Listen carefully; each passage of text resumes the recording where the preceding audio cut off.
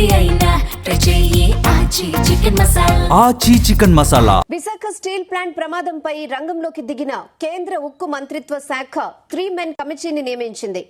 బొకారో నుండి విశాఖపట్నం చేరుకున్నారు 3 men committee సభ్యులు. కాసేపట్లో విశాఖ స్టీల్ ప్లాంట్ లో 3 మెన్ కమిటీతో భేటీ కానున్నారు కేంద్ర ఉక్కు భారీ పరిశ్రమల శాఖ సహాయక మంత్రి భూపతిరాజు శ్రీనివాస వర్మ. ప్రమాదానికి గల కారణాలు, క్షేత్రస్థాయి పరిస్థితులపై కమిటీ సభ్యులతో ఆయన సమీక్షించనున్నారు. క్రేన్ 2 కాలిపోతుంది పైన. అయితే ఇమీడియట్ గా ఎవరైనా ఫస్ట్ ఎయిడ్ కి వాళ్ళకి ఫోన్ చేయండి ఇమీడియట్ గా.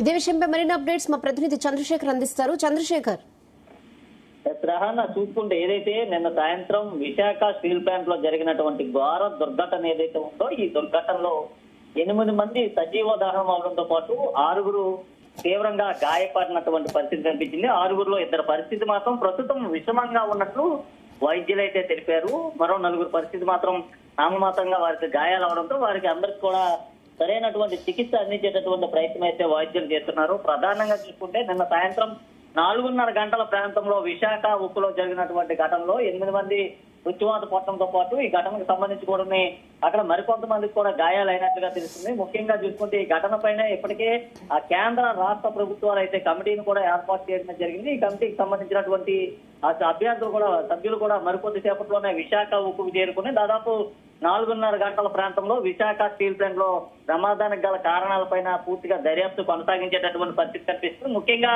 చూసుకుంటే విశాఖ స్టీల్ ప్లాంట్ ప్రమాదం పైన రంగంలోకి కేంద్ర ముఖ్యమంత్రిత్వ శాఖ కూడా నియమించినటువంటి 3 మెన్ కమిటీ అయితే రావడం జరిగింది. వారు ఇప్పటికే బొకారో నుంచి విశాఖపట్నం చేరుకోవడం అయితే జరిగింది. విశాఖపట్నం చేరుకున్న తర్వాత ఈ రోజు విశాఖ స్టీల్ ప్లాంట్ లో ప్రమాదం జరిగినటువంటి SMS ఏదైతే స్టీల్ మెల్ట్ షాప్ 1 ఏదైతే ఉందో అక్కడికైతే చేరుకోవడం జరిగింది. ఆ ప్రాంతంలో నిన్న సాయంత్రం జరగడం మనకు ఉన్నటువంటి ప్రధాన కారణాలు ఏంటనే దానిపైన కూడా పూర్తిగా దర్యాప్తు అయితే చేస్తున్నారు. అక్కడ దొరికేటటువంటి ప్రతి ఒక్క వస్తువుని పరిశీలించడంతో పాటు వారి వెంట తీసుకొచ్చినటువంటి ఆ మొబైల్ తో కావచ్చు లేదా కెమెరాతో కూడా కొన్ని ఫొటోస్ ను కూడా చిత్రీకరిస్తున్నటువంటి పరిస్థితి అయితే కనిపిస్తుంది. ముఖ్యంగా చూసుకుంటే ఏదైతే గతంలో ఎన్నడూ లేని మాదిరిగా కూడా విశాఖ ఉక్కు స్థాపించిన తర్వాత దాదాపు 32 మంది బలిదానాలతో ఏర్పడినటువంటి విశాఖ ఉక్కు తర్వాత ఇంత పెద్ద స్థాయిలో ప్రమాదం జరగడం మాత్రం ఇదే మొట్టమొదటిసారి అంటూ కూడా అక్కడ ఉన్నటువంటి కార్మికులు కావచ్చు, కార్మిక సంఘాల నాయకులు కావచ్చు, స్థానికులు కావచ్చు, వారంతా కూడా చెప్పినటువంటి పరిస్థితి కనిపిస్తుంది. ముఖ్యంగా గతంలో ల్యాడింగ్ కి సంబంధించినటువంటి వైర్లు ఏవైతే ఉన్నాయో ఆ వైర్లు తీయకపోవడం లేదా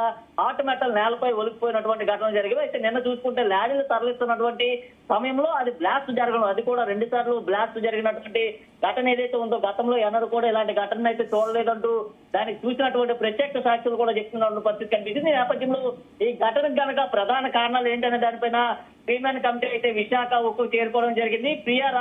Priya Rajan director in charge DIG Bokaro సేలుకి సంబంధించి అక్కడి నుంచి కూడా వచ్చినటువంటి పరిస్థితి కనిపించింది. జితేంద్ర కుమార్ CGM సేలుకి సంబంధించి, గోపాల్ సింగ్ CGM సేలు, ఈ 3 కూడా విశాఖ స్టీల్ ప్లాంట్ లో అణువును కూడా పూర్తిగా పరిశీలిస్తున్నారు. ముఖ్యంగా ప్రమాదం జరిగినటువంటి ఘటనకు కావచ్చు లేదా ప్రమాదం జరిగినటువంటి సమయాన్ని కూడా వారంతా లెక్కించేటటువంటి పరిస్థితి కనిపిస్తుంది. అసలు ప్రమాదం వెనక ఉన్నటువంటి ప్రధాన కారణం ఏంటనే దానిపైన కూడా దర్యాప్తు చేస్తున్నారు. ముఖ్యంగా ఈ దర్యాప్తు చేసిన తర్వాత దాదాపు ఇది నిన్న జరిగినటువంటి ఘటనకు సంబంధించి దాదాపు 15 రోజుల్లోనే దానికి సంబంధించినటువంటి నివేదికను కూడా అధికారులకి అందజేయనున్నారు. రాష్ట్ర ప్రభుత్వం కేంద్ర ప్రభుత్వానికి కూడా అందజేయనున్నారు. మరోవైపు చూసుకుంటే ఏదైతే నిన్న జరిగినటువంటి ఘటనకు సంబంధించి రాత్రే కేంద్ర మంత్రులు కూడా విశాఖ ఉక్కుకు చేరుకోవడం జరిగింది. అలాగే ఎవరైతే మృతి చెందినటువంటి కుటుంబాలు ఎవరైతే ఉన్నారో మృతి చెందినటువంటి కుటుంబాలను కూడా పరామర్శించారు. అలాగే ఈ రోజు చూసుకుంటే ఆ రాష్ట్ర మంత్రులు కూడా రావడమే జరిగింది. ముఖ్యంగా చూసుకుంటే AP deputy CM Pawan Kalyan కూడా రావడం అయితే జరిగింది. ఏదైతే అక్కడ ఉన్నటువంటి క్షతగాత్రులను పరామర్శించిన తర్వాత ముఖ్యంగా విశాఖ స్టీల్ ప్లాంట్ చేరుకుని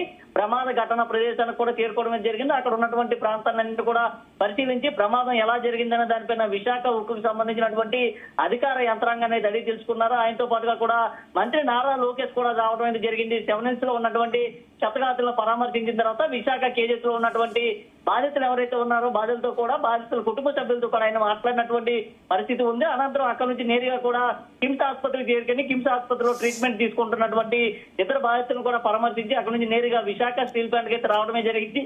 వచ్చిన తర్వాత అక్కడ ఉన్నటువంటి ప్రాంతానికి వెళ్ళడం, ఘటన జరిగినటువంటి అంశాలపైన తెలుసుకున్నటువంటి ప్రయత్నం చేశారు. ముఖ్యంగా చూసుకుంటే ఏదైతే మృతి చెందినటువంటి కుటుంబాలకు 25 లక్షల చొప్పున కూడా ఎక్స్గ్రేషియా కూడా కేంద్ర ప్రభుత్వం అయితే ప్రకటించింది. అలాగే ఏదైతే క్షతగాత్రులు ఎవరైతే ఉన్నారో, గాయాల పాలైనటువంటి క్షతగాత్రులకి 15 లక్షల రూపాయలు చొప్పున ఎక్స్గ్రేషియా ప్రకటించడంతో పాటు వారికి సంబంధించినటువంటి చిల్డ్రన్స్ ఎవరైతే ఉన్నారో పిల్లలకి ఉచితంగా విద్య అందించేందుకు, అలాగే మృతుల కుటుంబాల్లో ఒకరికి పూర్తిగా శాశ్వతమైనటువంటి ఉద్యోగాన్ని కల్పించేందుకు కూడా రాష్ట్ర ప్రభుత్వం, కేంద్ర ప్రభుత్వం కూడా నిర్ణయం అయితే తీసుకోవడం జరిగింది. అయితే నిన్న జరిగినటువంటి ఘటనకు సంబంధించి కూడా ముఖ్యంగా చూసుకుంటే విశాఖ ఉక్కులో ఎక్కువగా కూడా భద్రతా ప్రమాణాలనే పాటిస్తారు. అలాంటి భద్రతా ప్రమాణాలు పాటించేటటువంటి విశాఖ ఉక్కులో ఈ ఘటన జరగడంతో పూర్తిగా అక్కడ ఉన్నటువంటి కార్మికులంతా కూడా భయాందోళనకు గురవుతున్నటువంటి పరిస్థితి కనిపిస్తుంది. గత కొంతకాలంగా కూడా చూసుకుంటే ఏదైతే విశాఖ ఉక్కుని ప్రైవేటైజేషన్ జరుగుతుందనేటటువంటి అంశం తెరపైకి వచ్చి నుంచి కూడా ప్రతి నిత్యం ఏదో ఒక ప్రాంతంలో విశాఖ ఉక్కుకు సంబంధించినటువంటి ప్రమాదాలు చోటు చేసుకోవడం, ప్రమాదాల్లో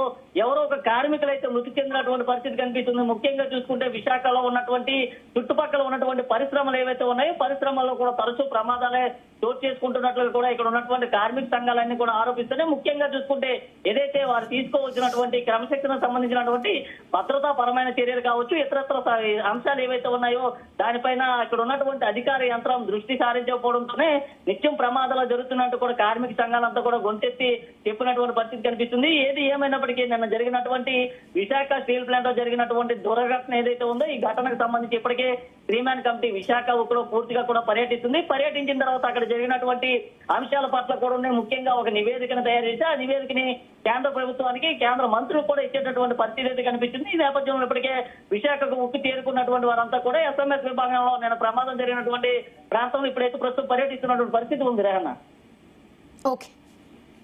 okay Chandrashekar, thanks for the updates.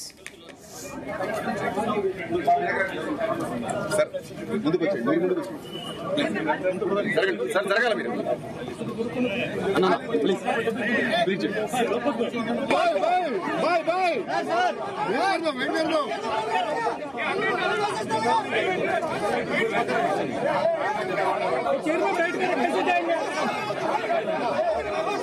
हम आराम से जीतेंगे, तुम झगड़ा किया